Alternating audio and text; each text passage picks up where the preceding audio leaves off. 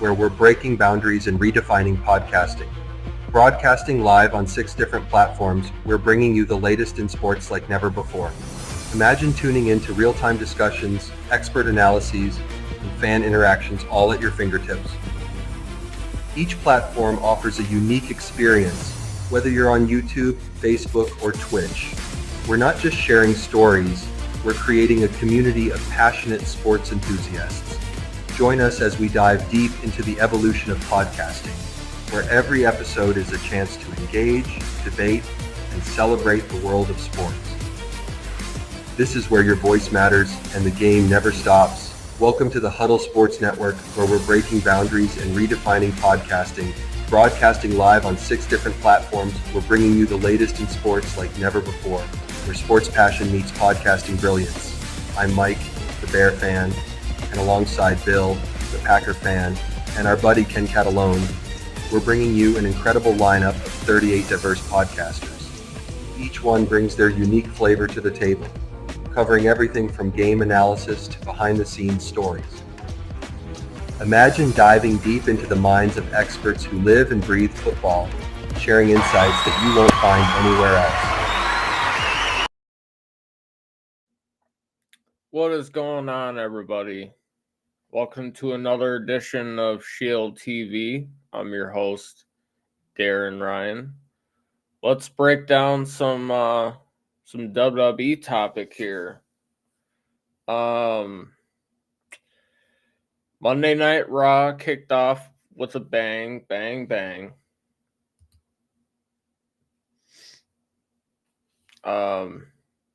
This whole thing between Braun Breaker and Ludwig Kaiser, I hate to say it, but I feel like Braun's just gonna annihilate this fucking guy. I mean, he's had opportunity after opportunity, but at the same time, he's got in the way of what the Celtic Warriors' whole purpose is to become the Intercontinental Champion. And I think after he gets squashed, hopefully he gets squashed, Sheamus makes his return. Joseph, this is a WWE podcast called Shield TV. It's on Roku right now. Just go on Roku, turn on your Roku TV, or if you got the Roku stick, you can end up watching this from the Huddle Sports Network, free channel on Roku. But anyways, back to the WWE topic in hand. This is a pro wrestling podcast, mainly WWE. Celtic Warrior is going to come back. Sheamus is going to come back. And he's going to absolutely destroy Ludwig Kaiser. All right.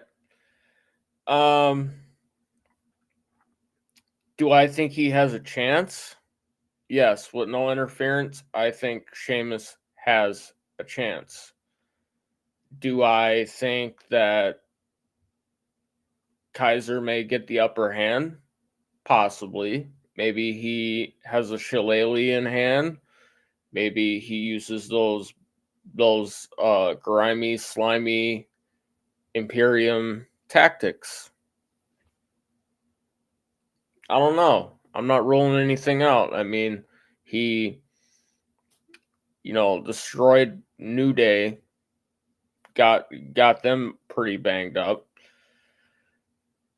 Anybody that really came in the way, I should say, of Gunther, he helped destroy. Again, slimy, grimy tactics. Okay. The only person I've really seen him go at one-on-one and like somewhat destroy was Sheamus. But at the same time, you got to think about it.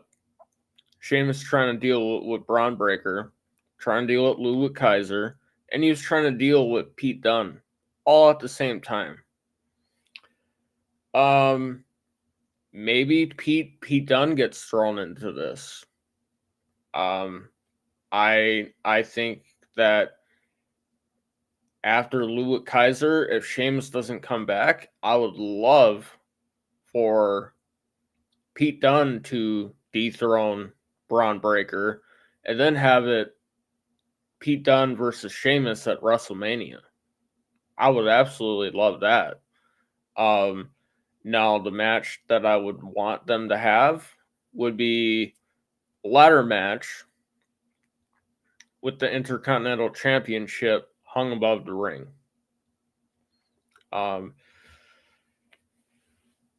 Just that classic Iron Man match. Bring back the Razor Ramon and the Shawn Michaels memory of the ladder match. That's just iconic to me.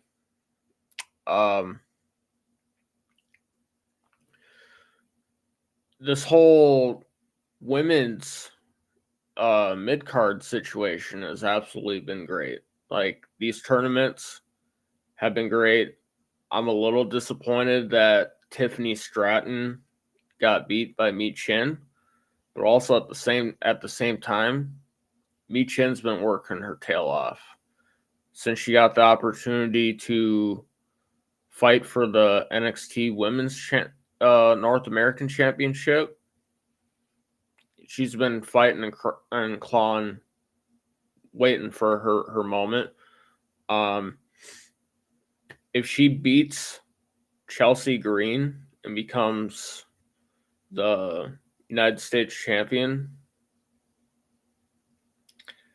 I'm going to give her flowers. She's done everything that she set her goals out to do when she got rehired by WWE. She's made the most of her return back to WWE. And I think, this is just a step forward for her in the right direction. Now, that being said, the Women's Intercontinental Championship, that's still a toss-up. Either way it goes, I'm not going to shame anybody that wins, because they're all fighting to make history. This will be the first time that you'll have a women's United States champion. This will be the first time that you will see a women's intercontinental champion. Like, this is history in itself right now that we're watching before our eyes. For all of us that do watch wrestling, this is a moment in time that we all can remember looking back on it. Like, Vince McMahon left, everybody thought, what's going to happen with the company? No, Triple H just came in right away, just knocking one tier down at a time, knocking wall after wall down to break those barriers down and to pretty much revolutionize the wrestling business. And I think that Triple H is, and I've said it before, I think Triple H has been doing a remarkable job. So for the first time tonight, the Saturday night's main event will be on NBC local, and it will be on Peacock tonight. Jesse the Body Ventura will be doing commentating. Interesting to hear the Body commentate. The man's a gem on the microphone. Like, this is old school. We're talking about like old school. The Body commentating with Vince McMahon, that was an old school commentary team. So it'll be interesting to see who they pair him up with, which it might be him and Michael Cole, and forgot the guy's name that they signed from that was from ESPN, who's on Raw, but it'll probably be those three. And Liv Morgan, she faces a fierce opponent, Io Sky, tonight. This one, I feel like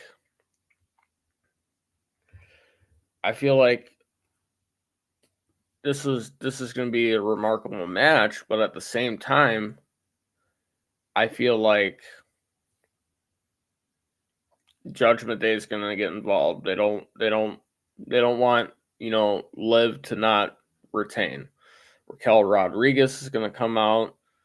Her boy toy Dom Mysterio is probably going to come out. He's probably going to get his ass kicked. Safe to say, I think she retains.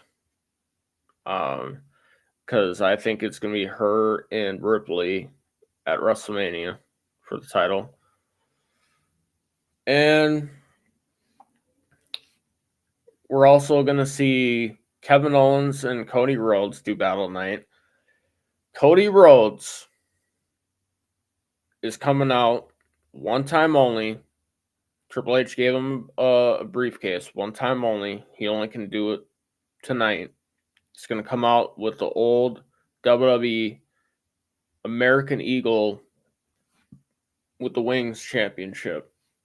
That was the one that his father fought for, and it got taken away from him. So he's trying to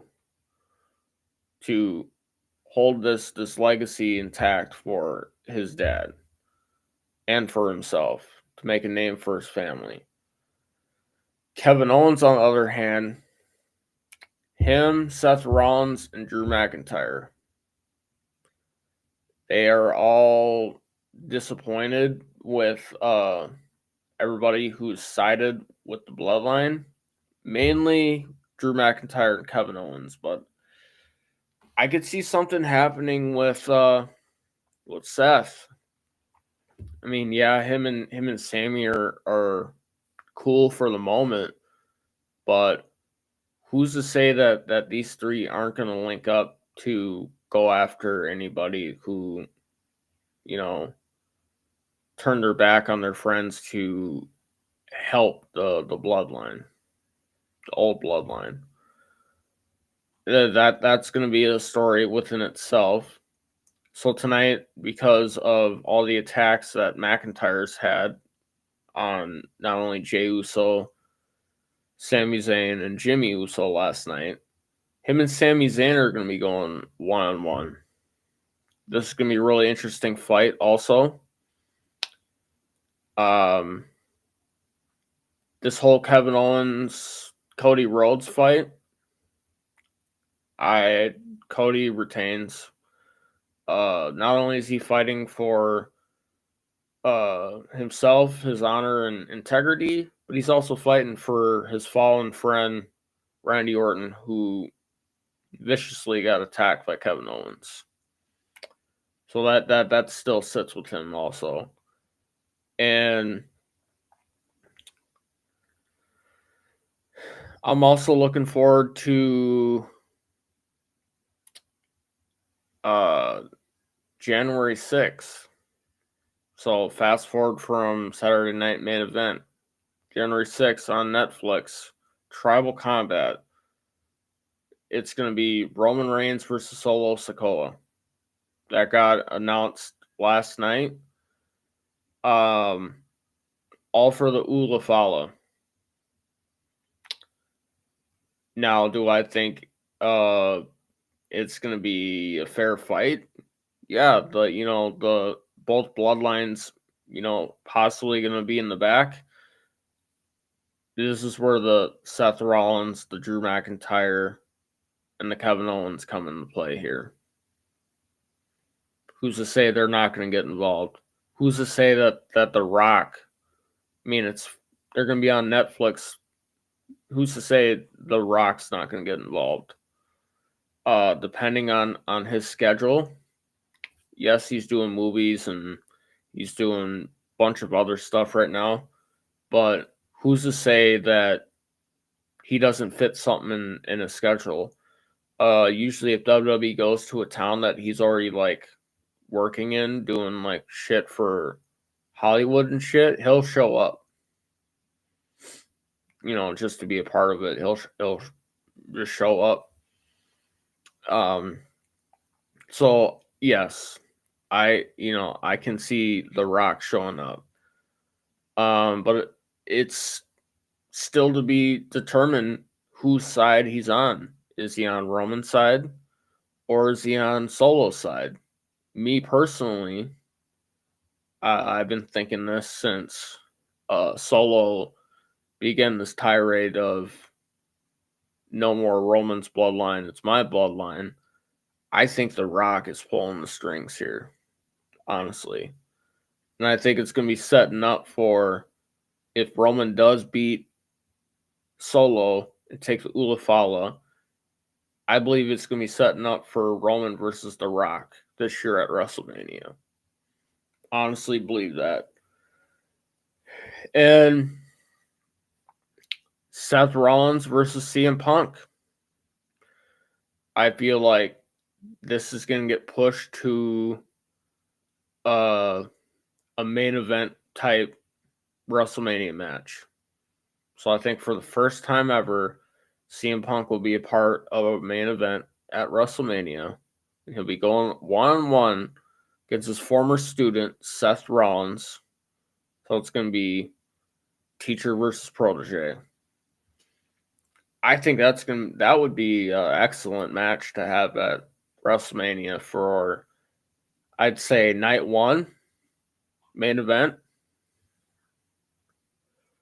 And night two, I would say have either Cody Rhodes be the main event, or I'd have Gunther be the main event. It can go either way here. The elimination chamber is coming up too. That one I am absolutely looking forward to. I love when they fight in the steel cages. I love the Hell in a Cell matches.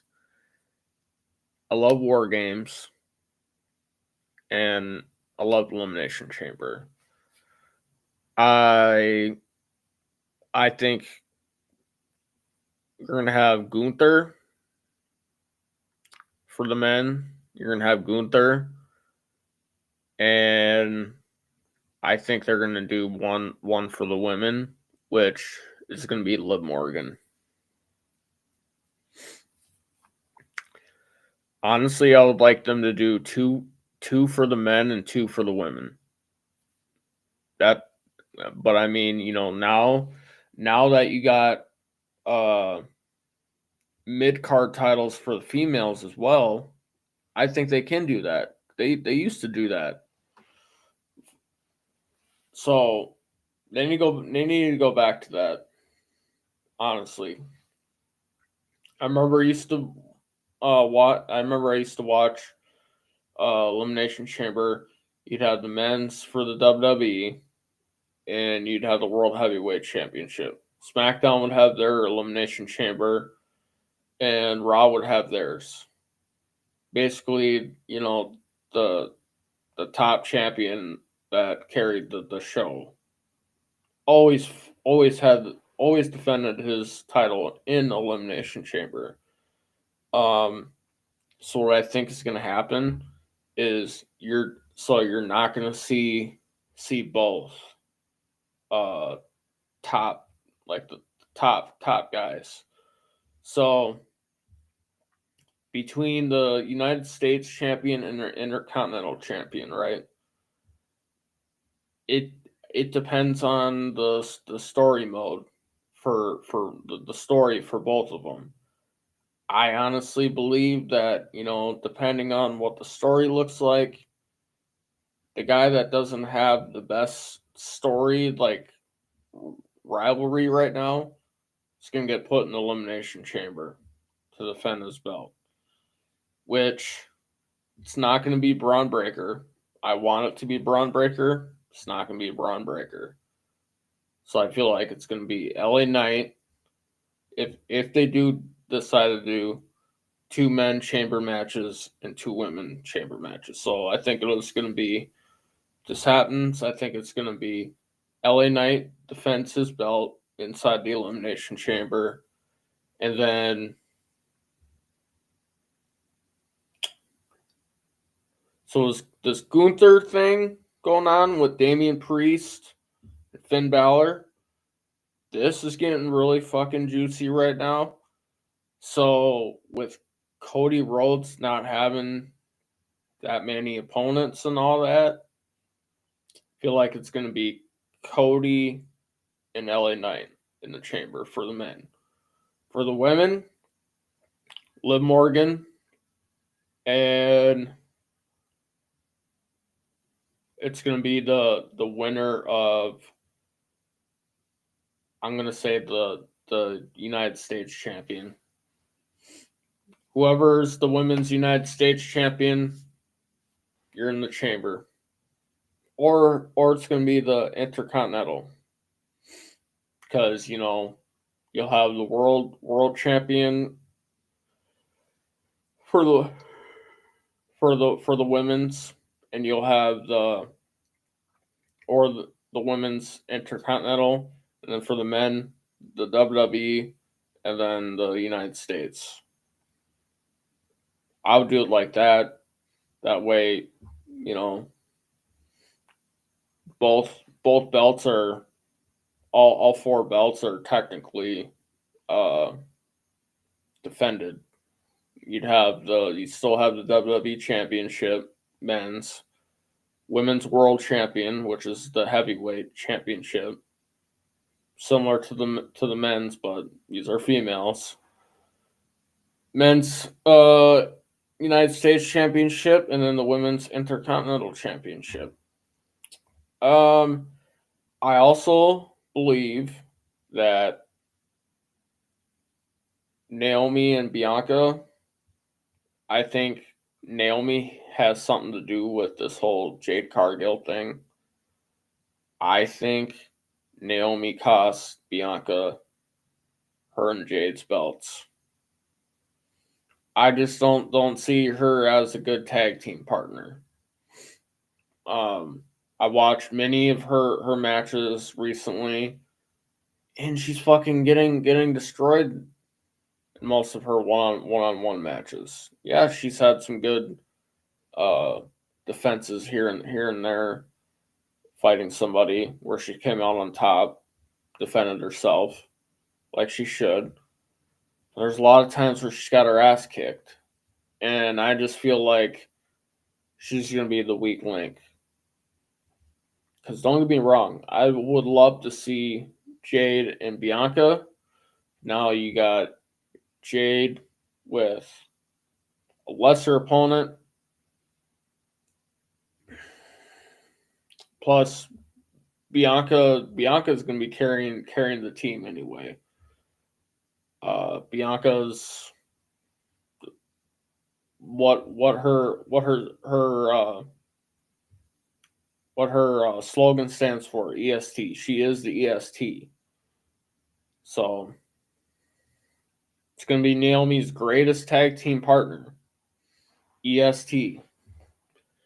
And I just feel like they're going to get beat by Nia Jax and Candice LeRae.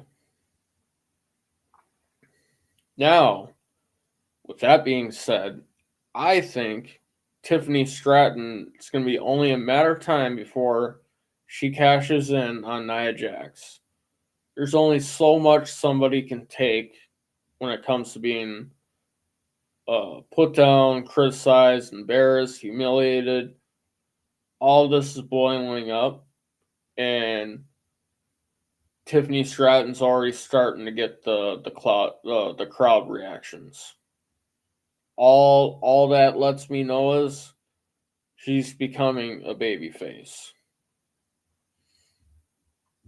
I thought she did great in the United States championship tournament for the women. But I do say though, I hope Michin beats Chelsea Green. I can't stand Chelsea Green. She reminds me a lot of Maxine Dupree. No skills, no talent. I just don't like the unathletic wrestling type Barbie dolls. It's like you should just fucking stay in the back. The only chick who I liked that was skinny that could fucking fight, other than Lita, was Michelle McCool. They were for their size and their stature, they could get it done. Outside of that, it's just WWE is trying to fill that void. When I say fill that void, look when they brought in Kelly. So this whole Alpha Academy shit, it's just turned into a fucking jobber faction at this point. Like the fact that now that, you know, most of the time you see them now is they're fucking backstage. It's not until they, you know, get called out to the ring or actually have a match. So eventually I feel like they're going to be getting pushed out. Yeah, I think they're going to get pushed out. I could see them going to NXT to rebrand themselves. Honestly, if Adam Pearce makes the right decisions, I would, you know, put them in NXT. Bye-bye. Let them go to NXT. They can duke it out with fucking Chase U and shit. Don't want to see him. Now, with that being said, I would love to see with this this transfer portal shit between brands with the superstars. I would love to see Obafemi on fucking Raw or SmackDown. I would love to see that.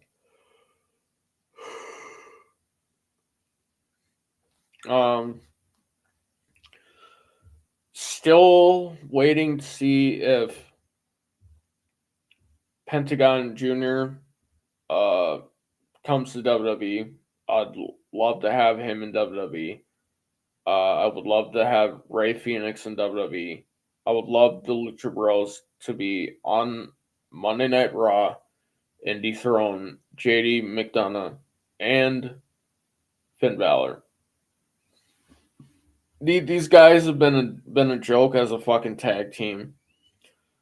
They don't carry the honor in defending their belts. Yeah, they won it fair and square, but it's like, dude, you still have to do your part as a champion. You have to fucking defend your belt, whether you like it or not.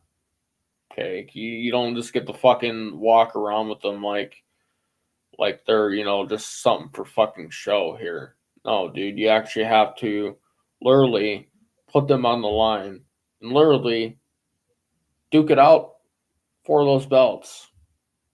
And I'm going to be really, really irritated if they hold their belts and beat the War Raiders. Somehow beat the War Raiders, because War Raiders, I feel like they need their flowers, and this is a time for them to get their flowers. And what would be interesting for me as a wrestling fan who enjoys great tag teams, great tag team wrestling, is to see the War Raiders versus the Lucha Bros. That would be like between the Raw brand. And on SmackDown, for me, I would have to say I'm going to have to go with Gorillas of Destiny, a.k.a. Tamatonga Tongaloa versus DIY versus Motor City Machine Guns. So one of them's one-on-one, one of them's triple threat tag matches.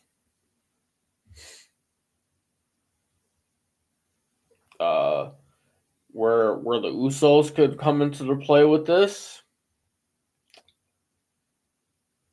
there's hints happening right now that either Roman and them go to Raw or stay on SmackDown.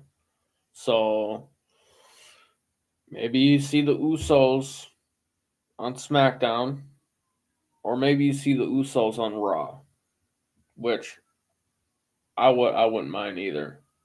I love Jimmy and Jay. I think they're a great tag team.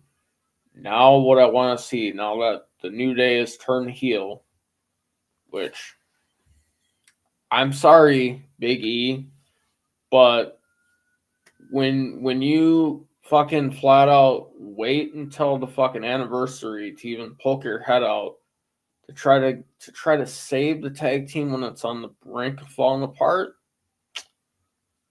probably gonna get the same reaction that you got from fucking Xavier and Kofi Kingston. Don't wait till the fucking end to offer some help, some support, anything, dude. Like, you guys started the group together as brothers, all three. Okay, brothers to the end, brothers to the core, yada yada yada. Right? You end up getting fucking hurt. They make a valid point here. I'm not saying your injury's fake or nothing, but I'm going to be optimistic because of what they said. All right, I believe, because this is, this evidence is not really evidence, but this has been thrown upon me. Look at all the people that Kofi brought up. Kurt Angle broke his freaking neck. He won the Olympic gold. Okay, at the Olympics. All right. Broken freaking neck. Had that surgery, fucking came back, right? Stone Cold Steve Austin took a pile driver from Owen Hart. All right. Broke his neck. Yeah, he was out of action. Had surgery. Came back. Edge got injured because of a thing with Brodus Clay, aka Tyrus, right? Was told he'll never be able to wrestle again. He had to relinquish his World Heavyweight Championship, which was a fucking sad night, being a edge head. And guess what? Dude ended up having surgery. Yeah, he waited a lot of fucking years because they told him, like, probably never going to be able to wrestle again because these doctors are being really precautious with you when you have a serious injury like that. They don't want you to go back to what injured your neck. So he started experimenting. He started doing stuff that, he used to be able to do. And he's like, whoa, look at that. Neck's not bothering me. Makes that call, goes back to the doctor, and they clear him because that natural healing. He had to take that break in order for that to properly heal for the time being, right? So he comes back. wins the Royal Rumble. Okay. Gets a shot. Yeah, he lost, but he got a shot. He came back. Okay, that was his redemption tour right there, right? You had to wait a long time to come back. Then you had this person is no longer a part of WWE, but I'm going to say his name anyway. Bryan Danielson, aka Daniel Bryan. Broke his neck, right? They told him, nope. Doctor said, probably never going to have to wrestle again. Guess what? Daniel Bryan. What did he do? They put him backstage. He was also on Talk is Smack for a while. He also had a authority role in the company where he would come out and tell people what to do here and there, right? And eventually, same exact thing with Edge. He was doing stuff that, he used to be able to do. Goes and sees the doctor. Doctor says, "Hey, I think you can, go ahead and do that now." Comes back, wins the championship opposite of Edge, and then eventually loses to Kofi Kingston, right? And just recently, I believe Daniel Bryan had re-aggravated his neck, which is sad to hear about in AEW, and I think that's why he called for his retirement, whatever the situation may be, right? Now look at Big E, right? Still not saying his injury is fake, right? Now look at Big E. This man is still big as hell and looks like he's getting bigger, right? Still working out, still doing everything he's able to do except go to the ring. This is where that's what's kind of odd to me, right? You're in the gym, you're still, doing all the stuff you were doing in the gym before you broke your neck. And you're telling me nothing's getting aggravated, and you haven't fucking really seen from what Kofi and Xavier are close to you, right? And you're telling me you haven't been to the fucking doctor to go get that surgery or have that fucking looked at. Serves you, in my opinion, as someone that has friends that are like brothers. If we were in the same situation, part of WWE, same type of storyline, and if it was vice versa, one of us had the fucking Big E thing going on, and the other two were having a tussle, squabble, and a potential like fallout, and you wait till the last minute to come out and say, "No, guys, we started this," and sob story, bro. At this point, you're a liability. You're a liability right now because you know why? God forbid something happens to that neck, or God forbid the truth comes out about that neck, and maybe it's not broken. Maybe it's not broken. Maybe this is all just a buildup. But if it's a buildup, why are we waiting this long for a buildup? All right. Last time we had those long waits of a fucking buildup with that same type of injury was during the Vince McMahon era. And guess what?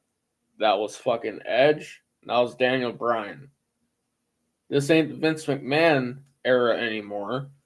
This is the Triple H era, the Paul Levesque era. So guess what, Big E? Now that WWE is going back to TV 14 and they're going to Netflix and all that fun stuff, guess what, buddy? This ain't no fucking easy going, easy peasy, fucking don't hurt me era anymore. Go light on me era anymore. This is where the big boys come to play. So if you really didn't fucking injure your neck,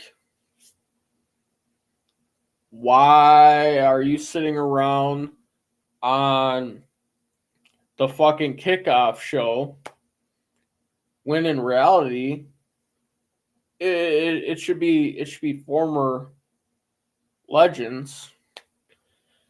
And reality is you should be in the ring. You should probably be going after Cody Rhodes to get that WWE Championship back, or realistically, your ass should be in NXT beating the fuck out of Rich Holland, who put you on the shelf. So coming from Kofi Kingston and Xavier Woods, I feel the same way about it. So, with that being said, I'm happy that the New Day turned heel. I got tired of the whole fucking fruity tooty cosplay shit. You know, it was good while it was at its peak, but Vince McMahon really fucking drove that shit in the ground, right? But when it was at its peak, they had some damn good matches with the Usos, right? Damn good matches with the Usos. And now with them being heels, I would love for them to finally capitalize together without Big E. Go after the War Raiders. War Raiders beat your ass plenty of times, fucking took you out of action. And guess what? You can go after the Judgment Day. You know, they put the pause on you. You can go after Final Testament. They put the pause on you. You can pretty much throw down with anybody right now on Monday Night Raw if you think about it. Any like tag team. So they have every shot right now. As good as the War Raiders, in my opinion, to dethrone Finn Balor and JD McDonough for their Raw Tag Team Championships. Which I'm holding Adam Pearce to it. I think he's doing a great job with being fucking hard on them, since Finn thinks that he doesn't have to defend his already fucking title around his waist, that he can just get another title shot. But buddy, if you're gonna get a title shot for another championship, you still gotta defend your title that you already got. Or I can fucking strip you of that title, and we can send your bitch ass back to NXT like the other go around you had when you were the Prince, right? So unless you want this whole Judgment Day fucking experience to go bye-bye, you need to tell your Irish lad JD that you both need to defend your belts. So I don't understand the whole Judgment Day situation right now. I get it, they brought Raquel in, but Carlito is just like, you're just getting used as a grunt to do dirty work. Like, there really isn't any fucking legit role for you in the Judgment Day. So I don't know why he decided to fucking join the Judgment Day. If I was you, I probably would have stayed with the LWO and not attacked fucking Dragon Lee. All right. Because, you know, at least in the LWO, you were fucking respected, buddy. But Dom, I think, is eventually gonna get pushed out. I feel like it's only a matter of time before he links back up with his dad. And you can tell they're kind of already getting tired of Finn. Finn's way this, Finn's way that. Pretty sure that, you know, now that Liv's taken over, I think she can do a fine, good job as a leader. Now, Finn just needs to worry about what the fuck Finn needs to do to fucking keep those belts and actually find better help to help him fucking beat people up, because coming out to the fucking ring with you and JD, okay, that's one thing. But fucking bringing Dom and Carlito out, dude, Carlito and Dom get fucking beat down fucking 10 out of 10 times. Just saying. You're just bringing them out to get their ass kicked. And it's not until you two get in the ring and fucking, you know, pull that whole numbers advantage that they, you know, they actually get some chance to actually fight back. So not digging the whole Judgment Day situation right now. My opinion, you got two clowns in there right now, Dom and Carlito. They need to get pushed out, and then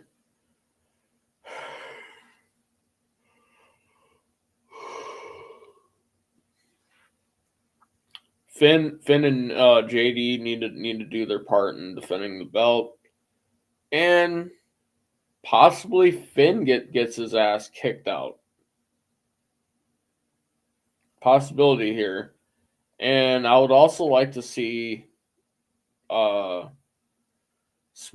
do something, because when I'm getting to think about it here, with this whole transfer portal thing with between brands and the WWE, I could see SmackDown trading, or, you know, somebody requesting, you know, to go into the portal to go over to Raw from SmackDown. I could see the OC with AJ Styles going to Raw, and that leads up to Finn Balor leaving the Judgment Day, joining the OC. We get a fucking slight taste of some fucking Bullet Club action that's not just AJ and the Good Brothers, but you add in Finn, and then eventually I think you add in the Guerrillas of Destiny.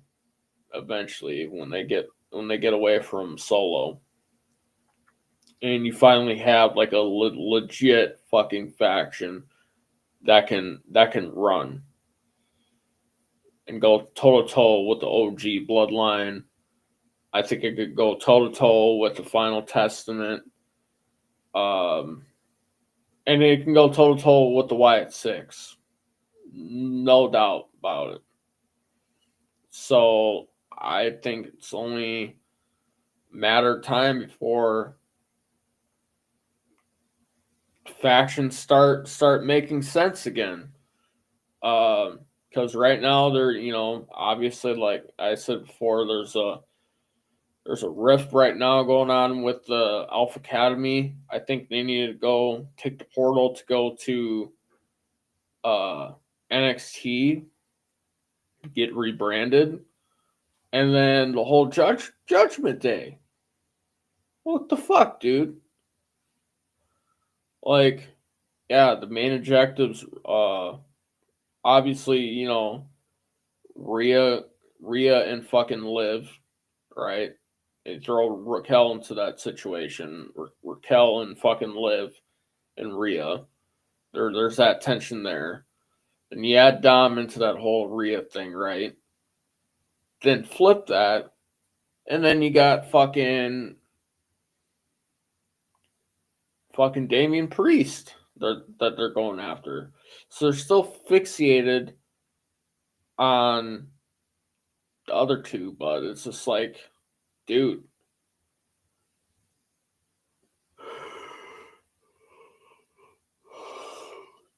And it's a bad love triangle gone wrong now. Now it's just a fucking hexagon, dude.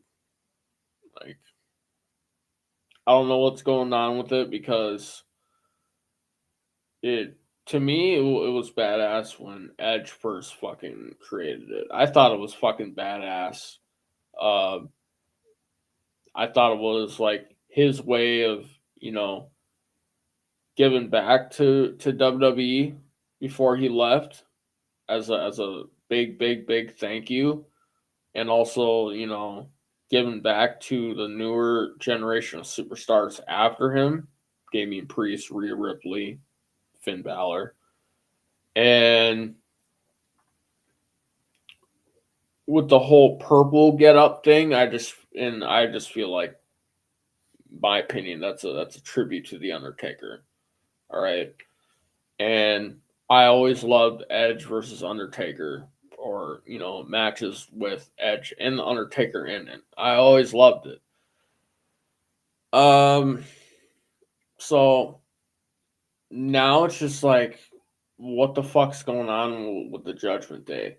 Another faction where I'm just like, what the fuck about right now is Legado del Fantasma. You guys have been getting your can kicked pretty much every time you've challenged LA Knight. And it's only been about Santos wants this, Santos wants that. Santos can't fucking win a fight. That's what I've been noticing, dude. So how about you stop fucking threatening Nick Aldis, talking about, oh, I can just call Adam Pearce. No, dude. I'm getting sick of fucking seeing shitty factions on fucking TV, when honestly, on the main roster, Triple H should fucking make it a fucking rule. If you're a shitty faction, you stay your ass in NXT or go to NXT, dude, because you want the best of the best to be on your fucking main roster, which is Raw and SmackDown. I don't want to see a fucking shitty faction every fucking week, dude. Fucking boring me out. No, I want to see great factions doing what great factions do. I don't want to see fucking Alpha Academy fucking standing in the back talking about how, oh, Tease, is going to be eating some fucking beef, and fucking Tozawa is going to be fucking dancing, and, Maxine the Priest is going to be fucking modeling fucking pictures. No, dude. Hell no. And hate to say it though, but I really like the way that they're doing with Chad Gable right now. Finally got him a solid group with him. Finally got him out of that piss poor fucking Alpha Academy bullshit, which is disrespectful to American Alpha, in my opinion. Jason Jordan and Chad Gable were a great fucking tag team. Jason Jordan got hurt, so he can no longer compete, and he is a backstage official now. So he comes out when there's brawls and shit. So, if you're a WWE fan, you will see, and you know who Jason Jordan is, you will see him running out and trying to break up brawls. Also, you'll see Jamie Noble, and you'll see fucking Joey Mercury as well. But I can't stand Alpha Academy. Bunch of jobbers, and did right by Chad Gable. Put him with the Creed brothers, all right? He's got two good fucking men around him, and he's got an excellent women's wrestler with him too. And he just, like, the way that they got Chad Gable right now, he reminds me a lot of it, and the comparison's going to be there, a young Kurt Angle. No broken neck, but, he's got the fucking German suplexing going on. He's got the ankle lock. And for some odd reason, this man chooses to fucking hit the fucking goddamn Chris Benoit headbutt from the top rope. And I'm just like, my guy. No.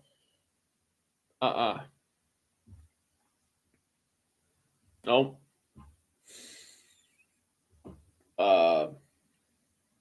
I feel like he needs, if they're gonna try to do something like how Team Angle was, I think they need to do away with getting Gable to do more of like Kurt Angle shit. So a lot of legends I've noticed have given the okay for other wrestlers to use their moves. So now a lot of wrestlers have adopted legends moves, right, into their own playbooks. I would love to see Chad Gable Angle Slam.